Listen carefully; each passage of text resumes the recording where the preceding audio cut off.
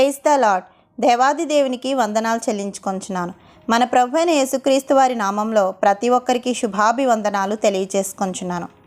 Previous వీడియోలో ఏలియా ప్రార్థన ఆలకించి సారేపతు ఊరి విధవరాలి కుమారుణ్ణి బ్రతికించిన విధానమును మనం ధ్యానించుకున్నాం.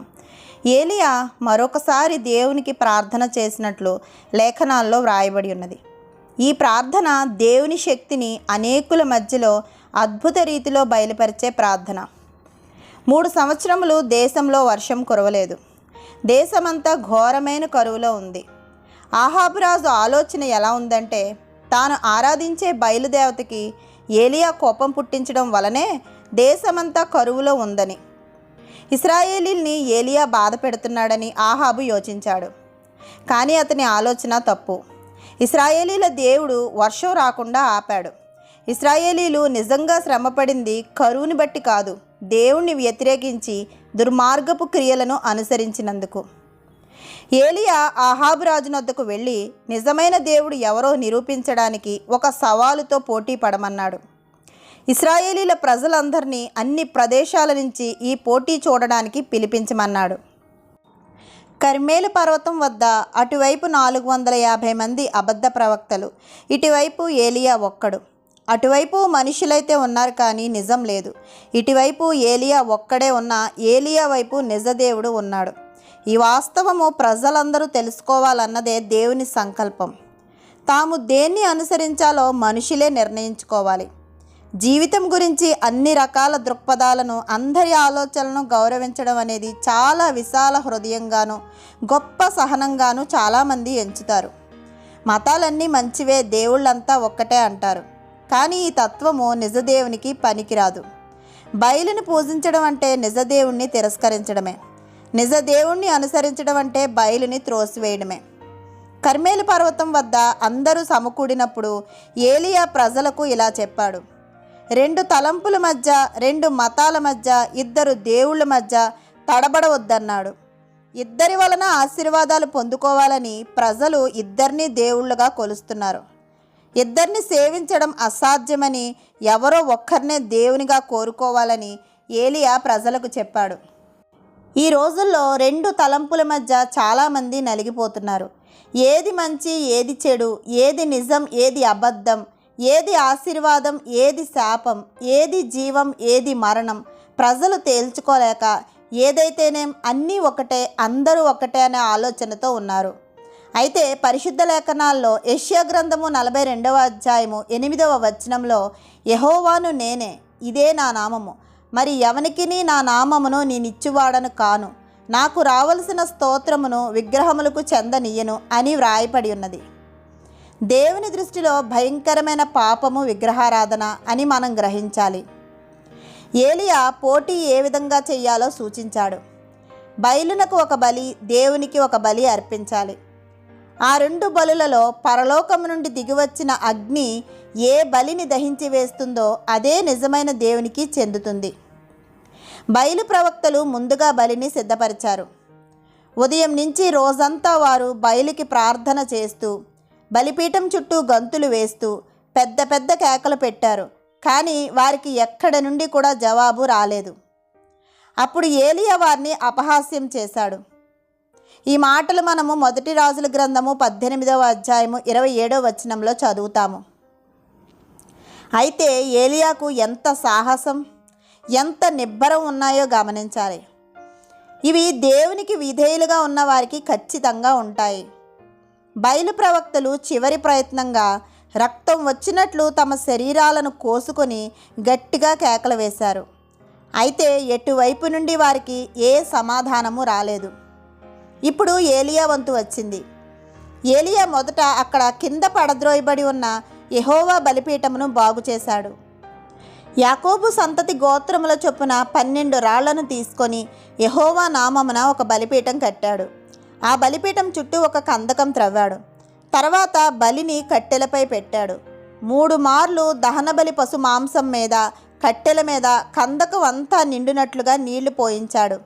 నీళ్లతో కందకం నిండి పొర్లింది. అప్పుడు ఏలియా ఇలాగు ప్రార్థన చేశాడు. 1 రాజుల గ్రంథము 18వ అధ్యాయము 38వ వచనంలో, యెహోవా అబ్రహాము, ఇస్సాకు, ఇశ్రాయేలీల దేవా, ఇశ్రాయేలీల మధ్య నీవు దేవుడవై ఉన్నావనియు నేను నీ సేవకుడనై ఉన్నాననియు ఈ కార్యములన్నీయు నీ సెలవు చేత చేసితిననియు ఈ దినమున కనపరచుము. యెహోవా నా ప్రార్థన ఆలకించుము. యెహోవావైన నీవే దేవుడవై ఉన్నావనియు నీవు వారి హృదయములను నీ తట్టుకు తిరగచేయుదువనియు ఈ జనులకు తెలియనట్లుగా నా ప్రార్థన అంగీకరించుము అని ప్రార్థించాడు. ఏలియా ప్రార్థన చేయుచుండగా దేవుని వద్ద నుండి అగ్ని దిగి దహనబలిని, కట్టెలను, రాళ్లను దహించి కందకమందున్న నీళ్లను ఆరిపోయేలాగా చేసింది. బయలు నిశ్శబ్దానికి దేవుని యొక్క మహారోషపు జవాబుకు ఎంత వ్యత్యాసమున్నదో కదా. అప్పుడు ప్రజలందరూ సాగిలపడి యెహోవాయే దేవుడు, యెహోవాయే దేవుడు అని కేకలు వేసిరి. విధేయత, నమ్మకం గల ప్రార్థన మనలో ఉంటే తనను తాను వెల్లడి చేసుకోవడానికి దేవుడు ఎప్పుడూ సిద్ధంగానే ఉంటాడు. ఏలియా శక్తివంతమైన ప్రార్థనాపరుడు.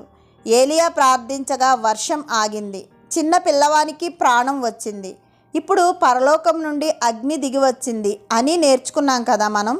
కానీ ఈ అవగాహన పొరపాటు. ఏలియా శక్తివంతమైన ప్రార్థనాపరుడే, కానీ మన దేవుడు ఏ కార్యాన్నైనా చేయగల అధిక శక్తిమంతుడు.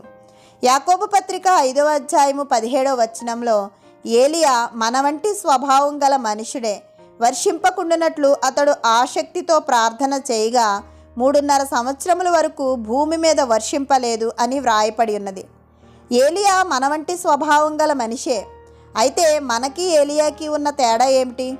అసలు ఏలియాతో మనం పోల్చుకోవచ్చా అంటే ఖచ్చితంగా పోల్చుకోవచ్చు. ఏలియా స్వభావం కూడా మన వంటి స్వభావమే అని పరిశుద్ధాత్ముడు లేఖనాల్లో వ్రాయించాడు. అంటే మనం కూడా ఏలియా వంటి శక్తివంతమైన ప్రార్థనలు చేయగలం అనే విషయాన్ని మనం గ్రహించడానికే. అయితే ఏలియా ఎలాంటి ప్రార్థన చేశాడో గమనించారా? ఆసక్తితో ప్రార్థన చేశాడు. ప్రార్థనలో మనకి ఆసక్తి కావాలి.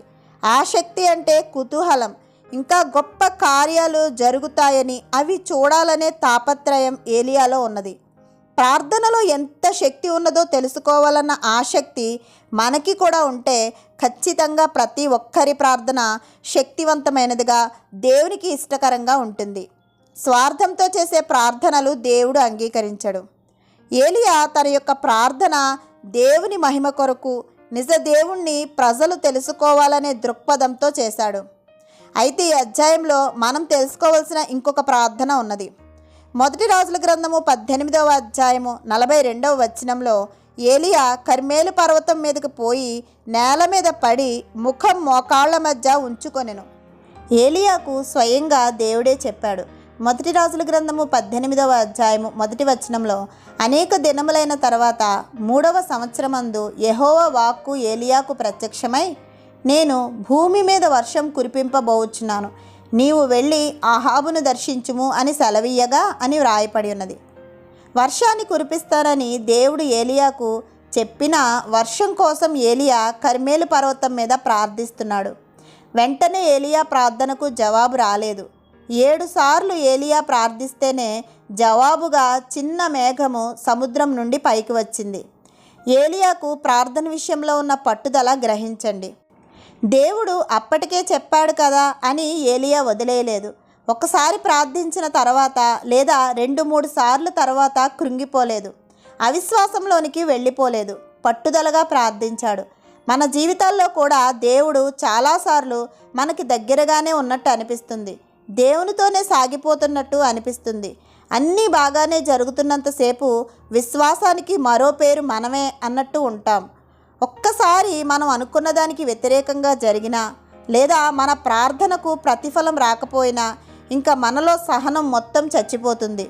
ఏమైపోతామో మనకే అర్థం కాదు. కానీ దేవునికి ఎన్నటికీ అసాధ్యమైనది ఏదీ లేదు. ఒక్కోసారి మన విశ్వాసానికి కొన్ని పరీక్షలు ఎదురవుతాయి. మనం ప్రార్థన ద్వారానే దేన్నైనా జయించాలి. మనం విశ్వాసంలో పడిపోయి చెదిరిపోతే దేవుడు మనల్ని అలా వదిలేయడు. తిరిగి విశ్వసించే వరకు మన కోసం కనిపెడుతూనే ఉంటాడు. ఏలియా ప్రార్థన దేవుడు ఆలకించాడు. బ్రహ్మాండమైన వర్షం కురిపించాడు. ప్రార్థనకున్న శక్తి అద్భుతమైనది. ఇలాంటి శక్తివంతమైన ప్రార్థనలు పరిశుద్ధ గ్రంథంలో ఎన్నో ఉన్నాయి. ఎవరు ప్రార్థించి అద్భుత కార్యాలు పొందుకున్నా వాళ్ళెవ్వరూ మానవాతీత శక్తులు కారు. ప్రతి ఒక్కరికి మనలాగే భ్రష్ట స్వభావం ఉంటుంది. ప్రతి ఒక్కరూ వారి జీవితాల్లో విషమ పరిస్థితులను ఎదుర్కొన్నవారే. అయితే ఆ శక్తి వారిలో కాదు, వారు సేవించే మన దేవునిలో ఉంది. దేవుడిచ్చిన అద్భుతమైన సాధనం ప్రార్థన. ఈ సాధనాన్ని ఏలియా ఎంత అద్భుతంగా వాడగలిగాడో అలాగే మనం కూడా ప్రార్థన అనే సాధనాన్ని శక్తివంతంగా వాడగలిగితే మన జీవితాల్లో అద్భుతాలను మనం కూడా చూడగలము. మన ప్రభువైన యేసుక్రీస్తు వారి కృప మనందరి జీవితాల్లో సమృద్ధిగా ఉండాలని ప్రార్థిస్తూ ఆమేన్. మీ అనుదిన ప్రార్థనల్లో నన్ను నా కుటుంబాన్ని జ్ఞాపకం చేసుకోవాల్సిందిగా మనవి చేస్తున్నాను. దేవుని మాటలు మీకు నచ్చితే లైక్ చేయండి, సబ్స్క్రైబ్ చేయండి. దేవుని మాటలను అనేకులకు షేర్ చేయండి. ఇంకా పరిశుద్ధ గ్రంథంలో భక్తులు చేసిన ప్రార్థనా విజ్ఞాపనలను మనం ధ్యానం చేసుకోవడానికి కావలసిన దేవుని కృపా నడిపింపుల కొరకు మనందరము ప్రార్థిద్దాం. ఆమేన్.